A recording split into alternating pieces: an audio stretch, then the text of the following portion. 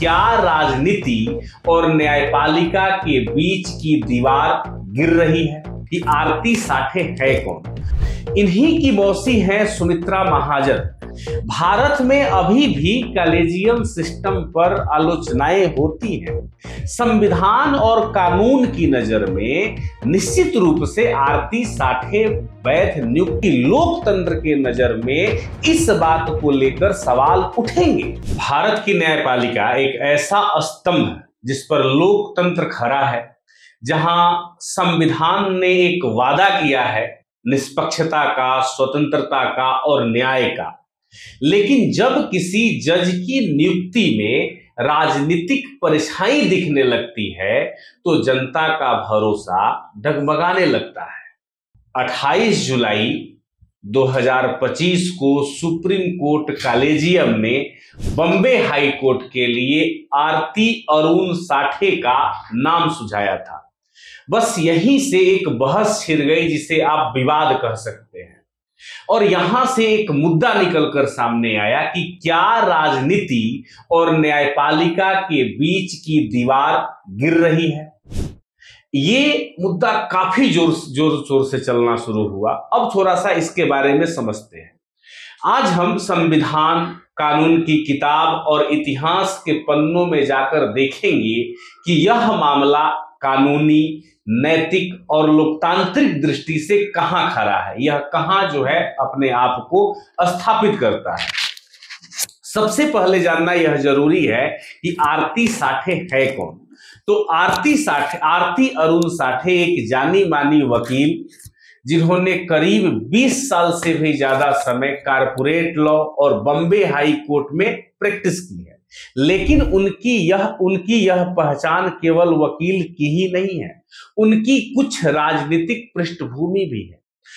फरवरी 2023 से 2024 तक वह भारतीय जनता पार्टी यानी बीजेपी की महाराष्ट्र में प्रवक्ता रही। इनका पारिवारिक पृष्ठभूमि भी राजनीति से जुड़ता है। इनके पिता हैं अरुण साठे, जो कि भाजपा के संस्थापक सदस्यों में से एक थे। इन्हीं की मौसी हैं सुमित्रा महाजन, जो पूर्व लोकसभा अध्यक्ष भी रह चुकी हैं।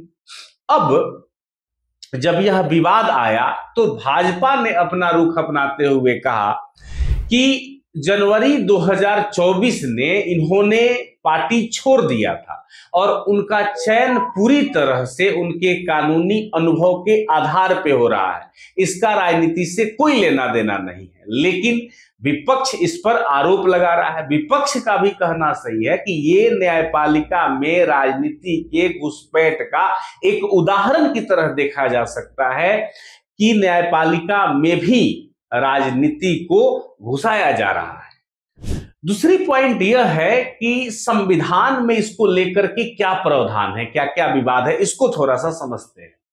इस विवाद को समझने के लिए संविधान के अनुच्छेद 217 को देखने और समझने की जरूरत है। इसको देखने और समझने के लिए आपको एक किताब हम रेफरेंस के तौर पे बता रहे हैं, introduction of the constitution, constitution of India, DD Basu ने इसे लिखा है।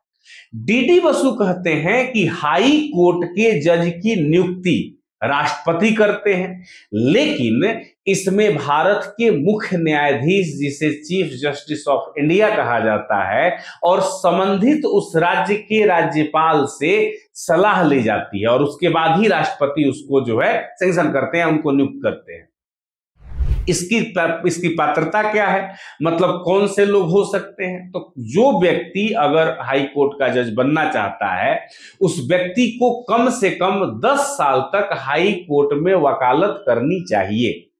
दूसरी बात यह है कि राजनीतिक पृष्ठभूमि पर कोई संवैधानिक रोक नहीं है, मतलब किसी का अगर राजनीतिक पृष्ठभूमि है तो हमारे संविधान में ऐसा कोई प्रावधान नहीं है कि उसे हाई कोर्ट का जज नहीं बनाया जा सकता है। हमारे संविधान निर्माता जो थे, इनका मानना था कि एक बार अगर व्यक्ति जज बन जाए तो वह अपनी निष्पक्षता और स्वतंत्रता को बनाए रखेगा। इसीलिए उन्होंने इस प्रकार का कोई प्रावधान नहीं किया कि राजनीतिक पार्टी का कोई व्यक्ति जज नहीं बनेगा। अगर आपने हाई कोर्ट में 10 साल तक वकालत की है तो आप जज बन सकते हैं। यह हमारे संविधान बनाने वाले लोगों का विचार था। चाहे आप किसी भी पहले राजनीतिक पार्टी में रहे हो, संविधान इस पर रोक नहीं लगाता है। अब बात आता है कि किस तरह से लोगों की नियुक्ति होती है, यानी कि जज बनते हैं। तो इसके लिए आपको कॉलेजियम सिस्टम समझना होगा और आर्टिकल 124 को देखना होगा।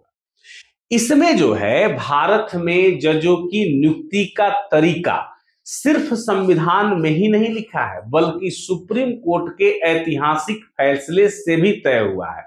यह केवल मतलब आप कह सकते हो कि पहले से ही तय नहीं है। एक किताब है, इसको समझने के लिए बहुत अच्छी किताब है जिसे आपको पढ़ना चाहिए, इंडियन कॉन्स्टिट्यूशनल लॉ। इसको लिखा है एमपी जैन ने, और एमपी जैन बताते हैं कि 1993 का सेकेंड जजेज केस जो है इसमें सुप्रीम कोर्ट ने कहा कि जजों की नियुक्ति का अंतिम अधिकार कॉलेजियम के पास होगा।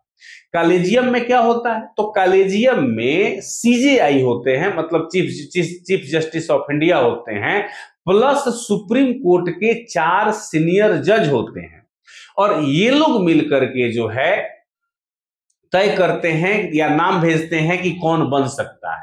सरकार सिर्फ जो नाम तय करते हैं ये लोग उस पर मंजूरी दे सकती है या पुनर्विचार करने के लिए, सिफारिश के लिए लौटा सकती है, लेकिन अंतिम फैसला अगर कॉलेजियम ने कर दिया तो इस पर कोई भी सरकार का हस्तक्षेप नहीं होगा।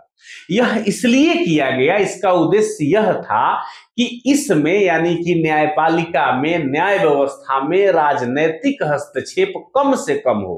इस तरह से राजनीतिक हस्तक्षेप अगर होगा तो कहीं ना कहीं व्यवस्था प्रभावित होगी।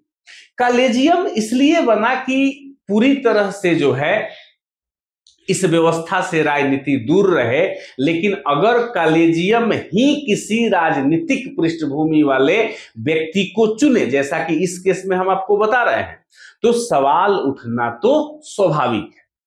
कुछ इतिहास से भी हम लोगों को सबक लेने की जरूरत है, और इसके लिए भी एक किताब आप लोगों को हम सजेस्ट करना चाहते हैं। इस किताब का नाम है judicial review of administrative action.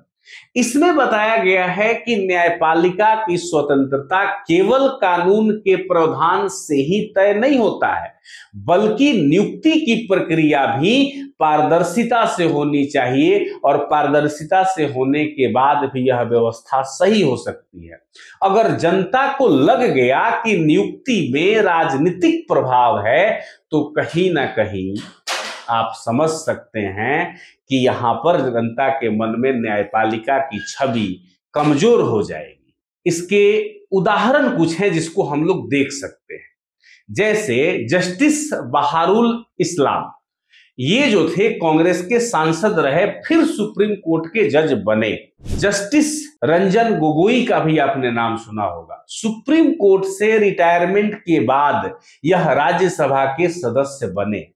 यही सारी चीजें विवाद का कारण बना, लोगों के मन में प्रश्न कौधा कि क्या यह अपने निर्णय में निष्पक्ष रहे होंगे या नहीं होंगे।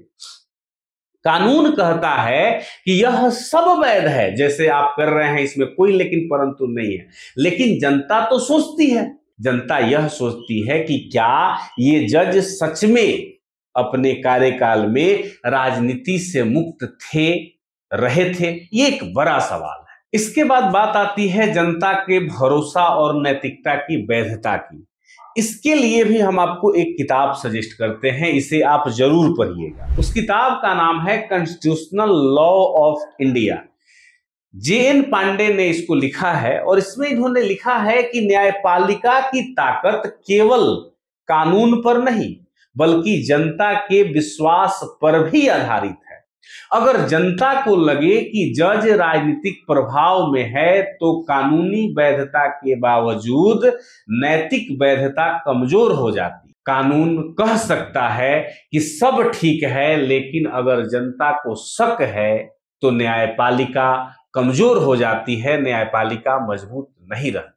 अब कुछ और चीजों को समझ लेते हैं और क्या क्या समस्या है। यह विवाद सिर्फ आरती साठे तक सीमित नहीं है। यह उस बड़े सवाल का हिस्सा है कि क्या हमारी जज नियुक्ति प्रक्रिया पूरी तरह से राजनीति से मुक्त है। ये बड़ा सवाल है और आपको भी सोचना चाहिए। भारत में अभी भी कॉलेजियम सिस्टम पर आलोचनाएं होती हैं क्योंकि इसमें पारदर्शिता की कमी दिखाई देती है, जवाबदेही का अभाव है। इसके सिफारिशों के पीछे क्या कारण है, मतलब किसी जज की सिफारिश हो रही है कि यह जज बने, तो इसके पीछे क्या कारण है, जनता को बिल्कुल बताया नहीं जाता है, जनता को पता नहीं होता है। इतिहास बताता है कि जब भी नियुक्ति पर संदेह हुआ, न्यायपालिका के प्रतिष्ठा को नुकसान हुआ। एक चीज पे और आपका नजर डालना चाहते हैं कि आप अगर विश्व के न्यायपालिका को देखो जहां से लोगों की जजों की नियुक्ति होती है, तो वो किस तरह से पारदर्शी है, इस पर भी कभी हम वीडियो आपके लिए जरूर बना देंगे। लेकिन तत्काल हम इस बात को समझते हैं, संविधान और कानून की नजर में निश्चित रूप से आरती साठे वैध नियुक्त हैं, मतलब वैध है इनका नियुक्ति, कोई दिक्कत नहीं है। कॉलेजियम के पास पूरा अधिकार है कि वो इस तरह से नियुक्त करे। लेकिन मेन बात यह है कि लोकतंत्र के नजर में इस बात को लेकर सवाल उठेंगे, उठते रहेंगे, और जब तक प्रक्रिया पारदर्शी नहीं होगी, लोग निश्चित रूप से इस पर सवाल करते रहेंगे, और होना भी चाहिए। क्या कॉलेजियम को राजनीतिक पृष्ठभूमि वाले लोगों पर सावधानी बरतनी चाहिए? जो कॉलेजियम में लोग हैं वो कम से कम नैतिकता के आधार पर राजनीति से जुड़े हुए लोगों का तो नाम कम से कम न दे। या हमें मान लेना चाहिए कि जज बनने के बाद हर कोई व्यक्ति गंगा नहा लेता है और वह जिस राजनीतिक धारा या राजनीतिक विचारधारा से आता है वो उससे ऊपर उठ जाता है। कोई भी जो डिसीजन लेगा वह बिल्कुल स्वतंत्र होकर, स्वच्छंद होकर के लेगा। तब तो ये बहस ही खत्म हो जाएगी अगर इस तरह का हो जाएगा तो। लेकिन खैर यह होता नहीं है। अब हम आपसे आग्रह करेंगे कि आपका इस पूरे सिस्टम पर क्या राय है, हमें कमेंट सेक्शन में जरूर बताएं। हम मिलेंगे आपसे किसी नेक्स्ट वीडियो में, तब तक के लिए धन्यवाद। Thank you so much.